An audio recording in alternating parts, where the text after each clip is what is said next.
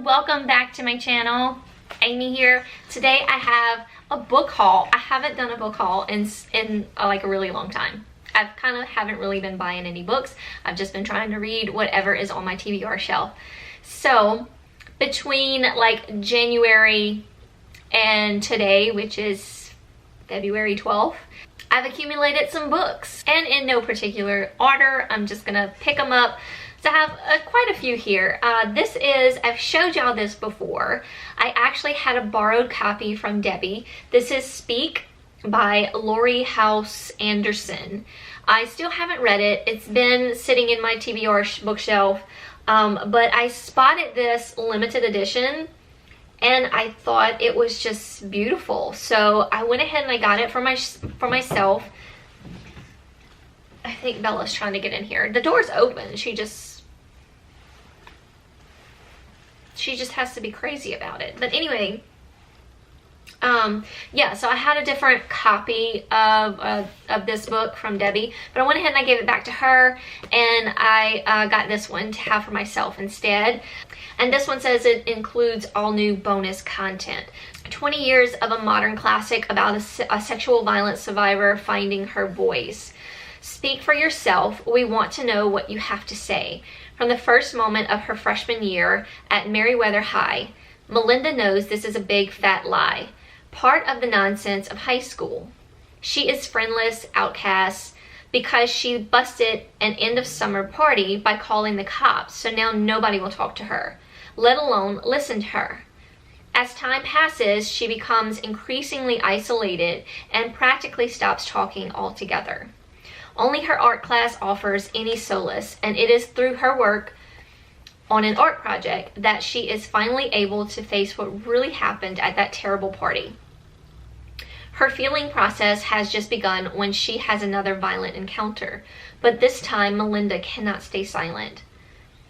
So this is young adult and just a tragic incident that happens to a young woman, and she speaks out about it. So I'm anxious to sometime get to that one. Then I finally picked up Rules for Vanishing. This is by Kate Alice Marshall. Heard lots about this book from I think 2019. This book is from. Is that when it was published? I know a lot of people have already read it, and I've always been intrigued about it and wanted to read it. 2019, yes. This page is bent. What is happening? So I believe this is like a young adult thriller, maybe horror. I don't think maybe it's horror, but definitely some scary shit going down in here. It says, once a year, a road appears in the forest, and at the end of it, the ghost of Lucy Gallows beckons. Lucy's game isn't for the faint of heart. If you win, you escape with your life, but if you lose, ... Sarah's sister disappeared 1 year ago, and only Sarah knows where she is. Becca went to find the ghost of Lucy Gallows and is trapped on her road. In the sleepy town of Briar Glen, Lucy's road is nothing more than local lore, but Sarah knows it's real, and she's going to find it. When Sarah and her skeptical friends meet in the forest to search for Becca, the mysterious road unfurls before them. All they have to do is walk down it, but the path to Lucy is not of this world, and it has its own rules. Every mistake summons new horrors. Vengeful spirits and broken, angry creatures are waiting for them to slip, and no one is guaranteed safe passage. The only certainty is this: the road has a toll, and it will be paid. Sarah knows that if she stops onto the road, she might not come back, but Becca needs her, and Lucy is waiting. I finally picked up The Toll. This is the last book in the Arc of Scythe series. This is a YA fantasy type of story. I really enjoyed the first book. The second book, not so much. It was still good because you know the characters and you love them from the first book. So I want to continue to find out what are going to happen to our two characters. It's not Scythe, it's Scythe. Scythe? It's been a while since I've read it. And I've listened to the last 2 books, and so they pronounce it correctly, of course. I think it's Scythe. Anyway, we follow Citra and Rowan throughout this book, or throughout this series. And they are, in the first book, they were in training to become Scythes themselves. Scythes are basically like Grim Reapers, because they live in a world where no one dies. And so the Scythe has to determine for him or herself who lives and who dies. And they go around killing whoever in their particular way that they kill. So, very interesting and intriguing type of read. So this is the last entry, and I'm anxious to find out what happens to Citra and Rowan, because they kind of disappeared in the last book. But it says here, I do not speak with the voice of the thunder, but the thunder does speak through me. Citra and Rowan have disappeared. Endura is gone. It seems like nothing stands between Scythe Goddard and absolute dominion over the world. Scythe them. With the silence of the thunderhead and the reverberations of the great resonance, wow, some big words in here, still shaking the earth to its core, the question remains, is there anyone left who can stop him? The answer lies in the tone, the toll, and the thunder. So yeah, it doesn't give you much about what's going to happen in the 3rd book, but yes, of course there are good sides and bad sides, and the bad sides, of course, are trying to take over the Scythe world and, you know, do these like brutal killings and stuff. But Citra and Rowan are going to change that. It was really fun series. Like I said, the first book was my favorite, just getting to know Citra and Rowan and just the whole setup of the Scythe world. Just very interesting, like I said, and fascinating. And I really got into the story of it. So I can't wait to find out what happens to our beloved characters. Next I have The New Husband by DJ Palmer. This came out in 2020. I had it on my most anticipated read list, I believe, or video that I made sometime last year. And I never bought it, never got to it. So here we are. I finally picked it up. I don't even remember what it was about. I just knew in my head that it was a book that sounded good and was on my wish list TBR. So let's see. What makes Simon Fitch so perfect? He knows all her favorite foods, music, and movies. Her son adores him. He was there when she needed him most. He anticipates her every need. He would never betray her like her first husband. The perfect husband. He checks all the boxes. The question is, why? Nina Garrity learned the hard way that her missing husband, Glenn, had been leading a double life with another woman.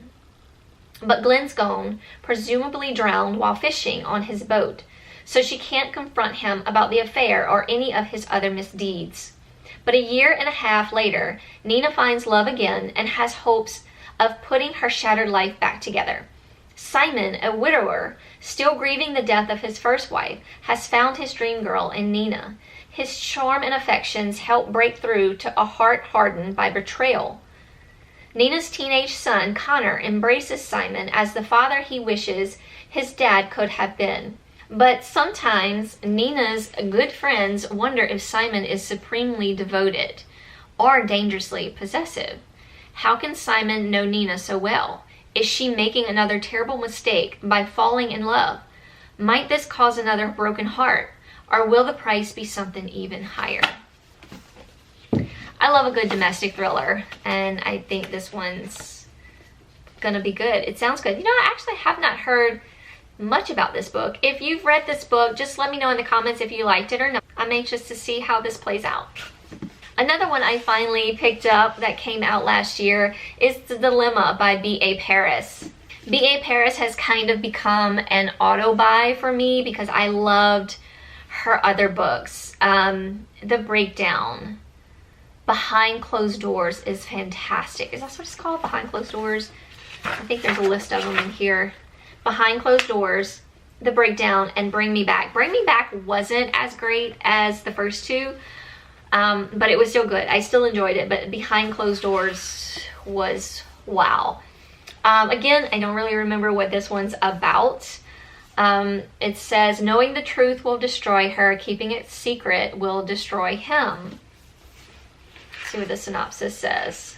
It's Livia's 40th birthday. Her husband Adam is throwing her the party of a lifetime to make up for the wedding celebration they never had.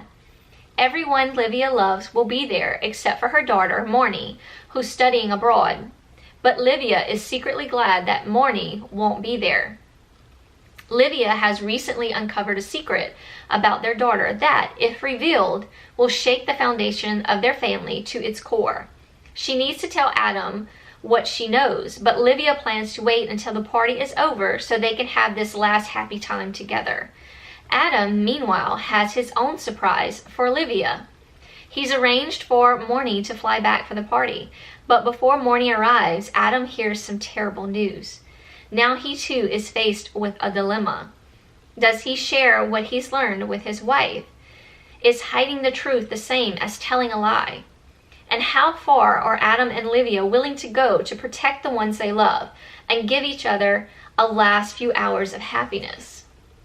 What could be so bad that you cannot share it with your spouse or it will ruin your relationship? That is crazy. Can't wait to see if I like this one as much as I liked her other books. Then I picked up A Good Girl's Guide to Murder by Holly Jackson. I've been kind of hearing a lot about this book, and when I saw it was in paperback at Barnes & Noble's, I went ahead and I picked it up. This is a young adult sort of murder mystery. I hear a lot of good things. I hear a lot of good talk about it, so I'm anxious to get into it. And I believe it has, yeah, it has a sequel. Good Girl, Bad Blood. So this one says, this is the story of an investigation turned obsession. Pretty and popular high school senior Andy Bell was murdered by her boyfriend Sal Singh, who then killed himself. It was all anyone could talk about, and 5 years later, Pip sees how the tragedy still haunts her town. Now a senior herself, Pip decides to re-examine the closed case for her final project. At first, just to cast doubt on the original investigation. Now a senior herself, Pip decides to re-examine the closed case for her final project, at first just to cast doubt on the original investigation. But soon she discovers a trail of dark secrets that might actually prove Sal innocent, and the line between past and present begins to blur. Someone in Fairview doesn't want Pip digging around for answers, and now her own life may be in danger.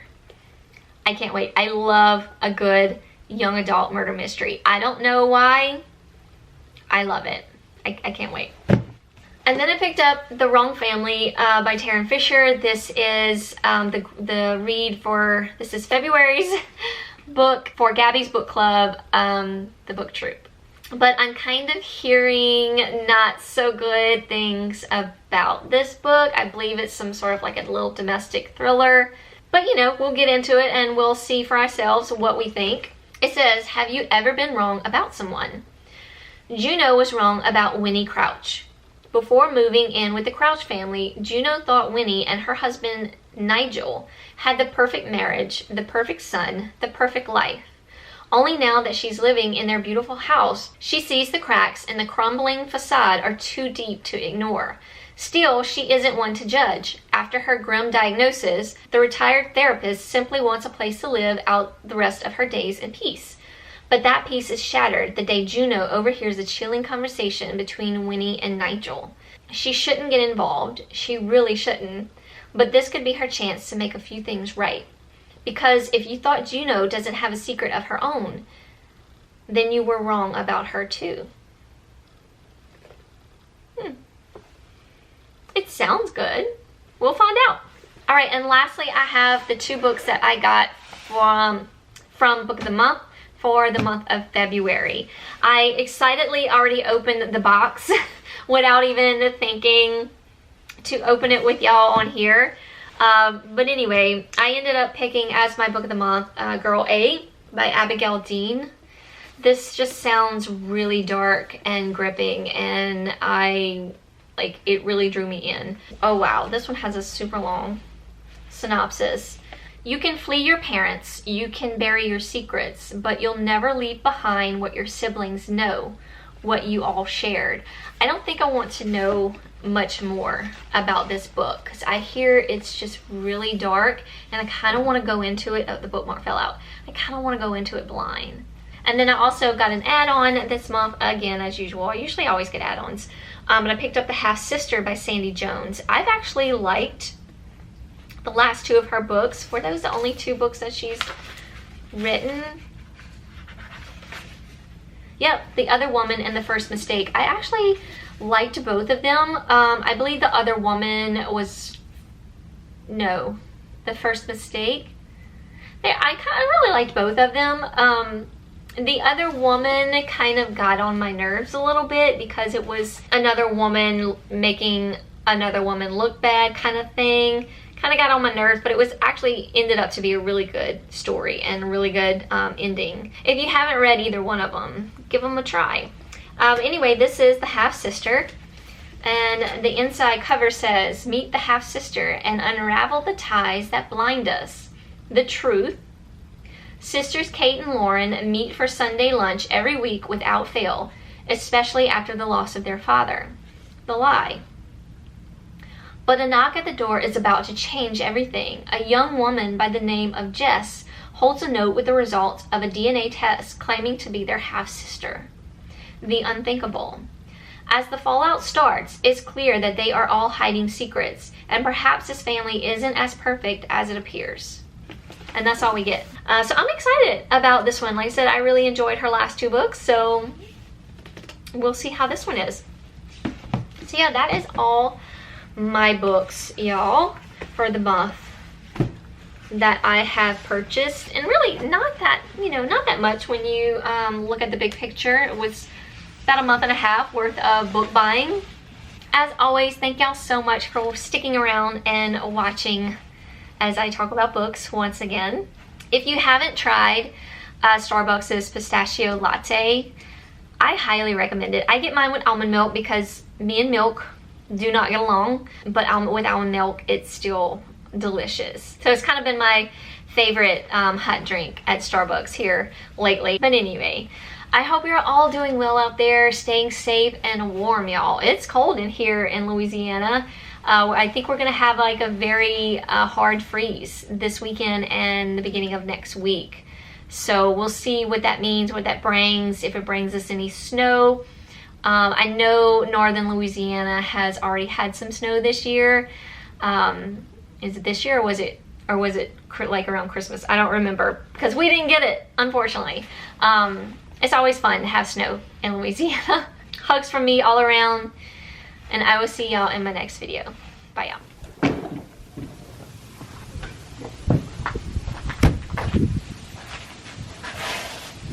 Bella, what's that?